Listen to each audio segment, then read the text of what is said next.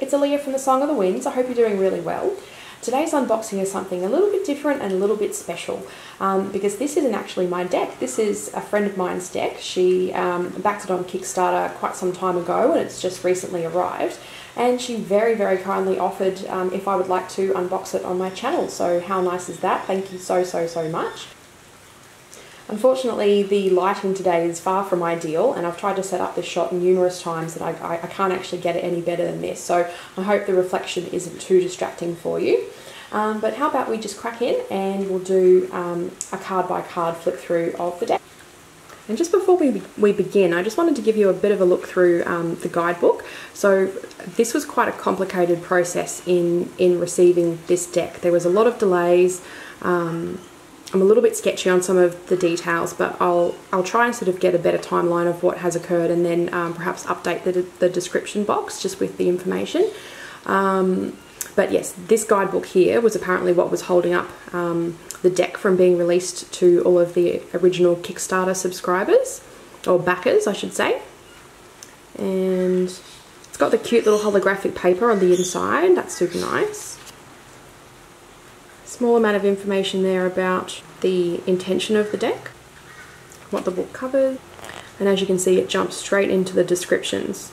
And I have had a little flip through this book, so I can tell you there's nothing else besides the card descriptions, which I was a little bit surprised at. I thought there might be a bit more information about the deck creator, about the artist, and you know what the inspiration was behind the deck, and a little bit more information about the art style particularly, because I do find that quite interesting. But yeah, that's pretty much it. It just goes into the card descriptions, and I've recently become kind of obsessed with looking at how the death card is described, and I had a little bit of a read through, and yeah,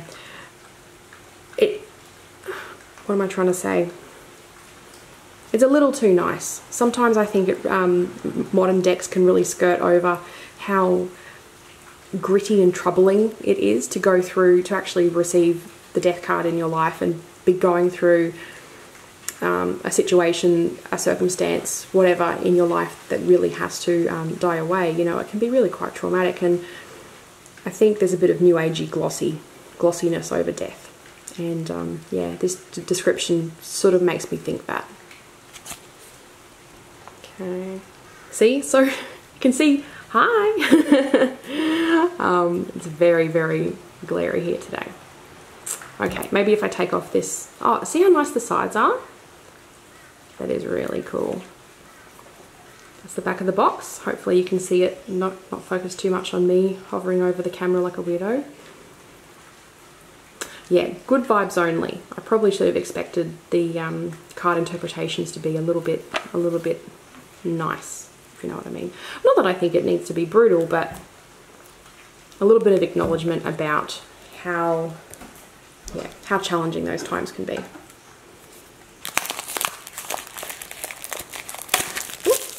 There you go. Lovely.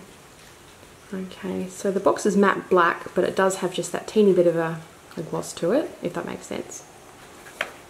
It is a really nice box. So hollow. Yes.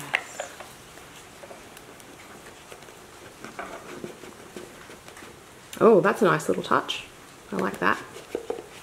So the packaging's been well designed. Okay.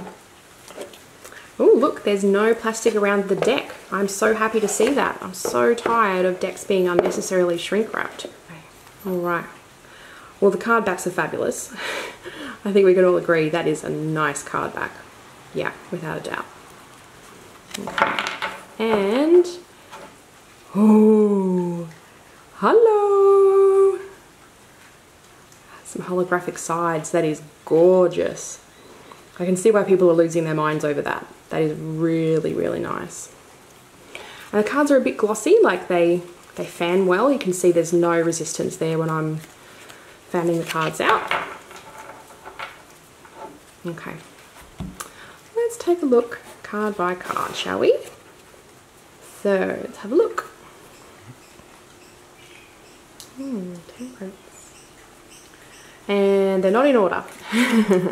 But that's okay, because that does sometimes happen with independent decks. I'd say it must have something to do with the printing process.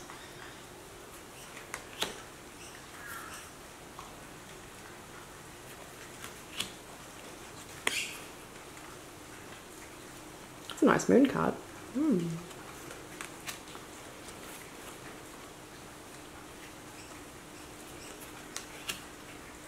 Oops, yeah, they are very glossy, aren't they? Ooh, and there's some like residue from the printing process on some of the cards.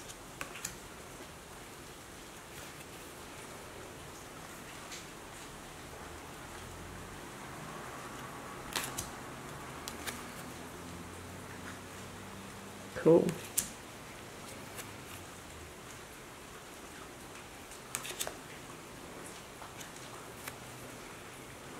So I think in some ways it's a fairly intuitive deck, but in other ways it does follow the Rider-Waite system.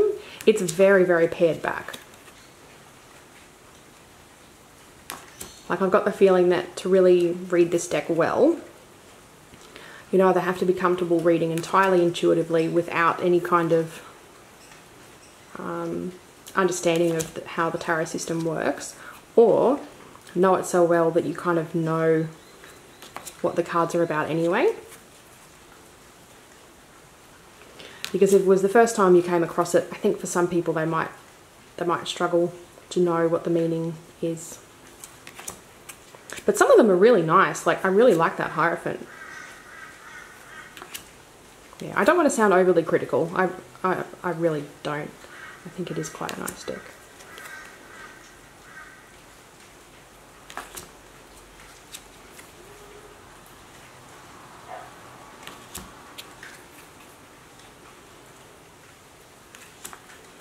I like that there's some gender stereotype challenges there. That's good.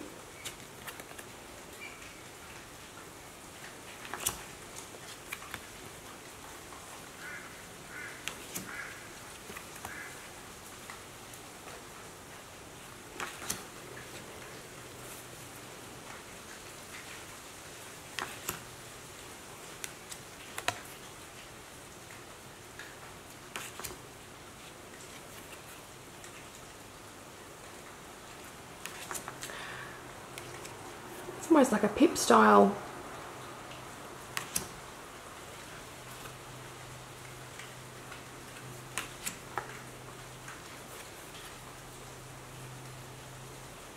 For some cards. Some cards do follow the Rider-Waite.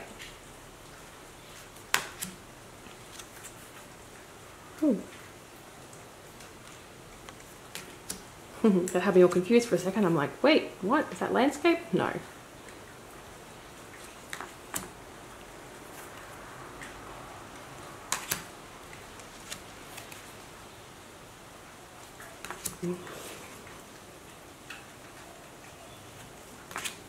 Yeah.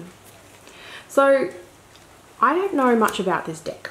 I don't know much about the inspiration behind its creation, or about the creator, or too much about what has actually occurred in its release. I have sort of heard some snippets, and just because I wasn't really involved, I can't sort of connect it all entirely in my head. But from what I understand, the Guidebook was the delay for the Kickstarter sort of original backers. That's nice. And while there were some delays with that Guidebook, the people that had sort of kickstarted it didn't get their deck while they were waiting, but it was available for sale for other people, and it ended up being in a Goddess Provisions subscription box. Not the exact same one that I've got here. I'm pretty sure it didn't have holographic sides.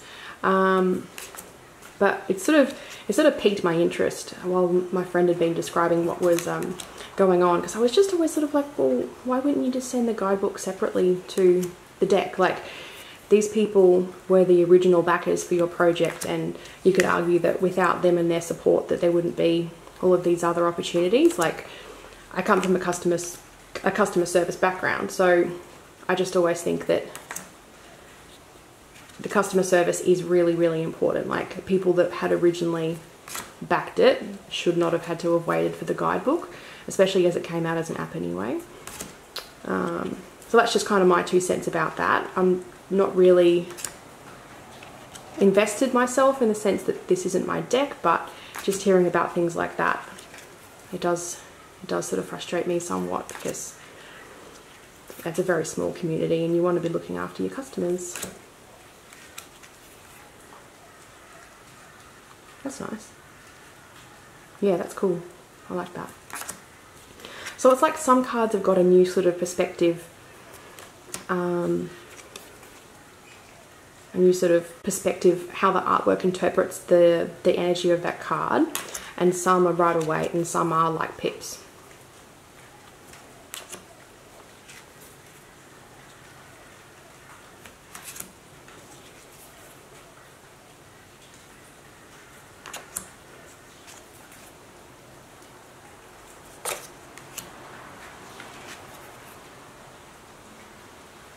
I really hope my friend won't be too upset that I've just sort of voiced that that opinion of mine, because I know that she really does love to support independent artists, especially independent female artists. So it's coming from a really good place where she's wanting to support independent creators. But I think there also has to come a time where it's like people need to receive what they've paid for.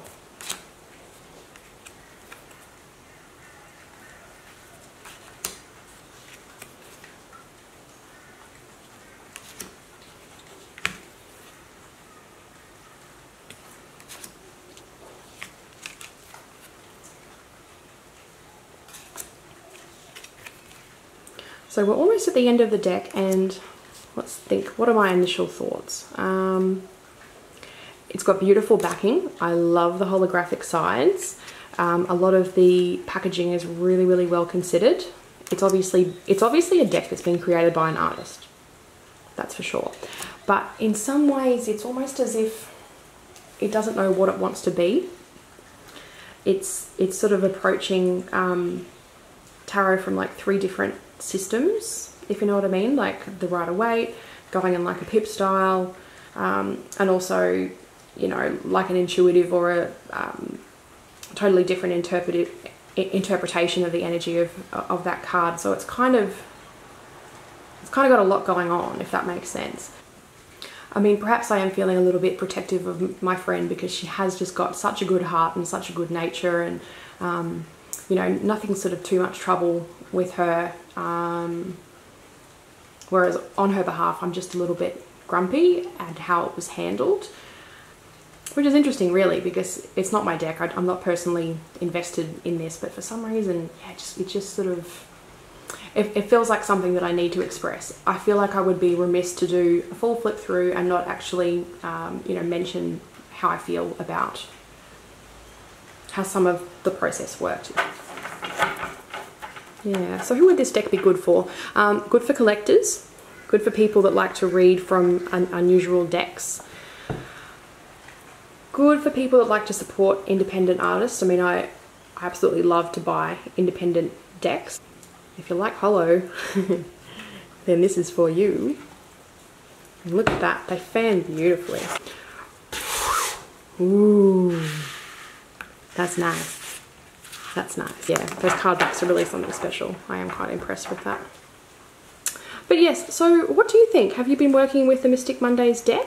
Do you have any insights into it yourself? Have you had a similar sort of experience receiving your Kickstarter order? Like, yeah, what kind of information do you have to add? I would love to hear. To finish, thank you so much to my friend who was so kind to let me unbox this deck for her, especially after she's waited for such a long time. Like, seriously, how nice is she to have waited since, I think September. I think September was when it was meant to have been launched, all the way up until like mid-January.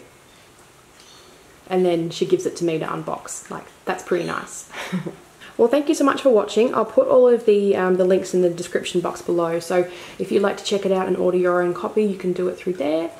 Till I speak to you next time, I hope you have a lovely day, week, month, whatever it ends up being. And I'll speak to you then. Okay, bye.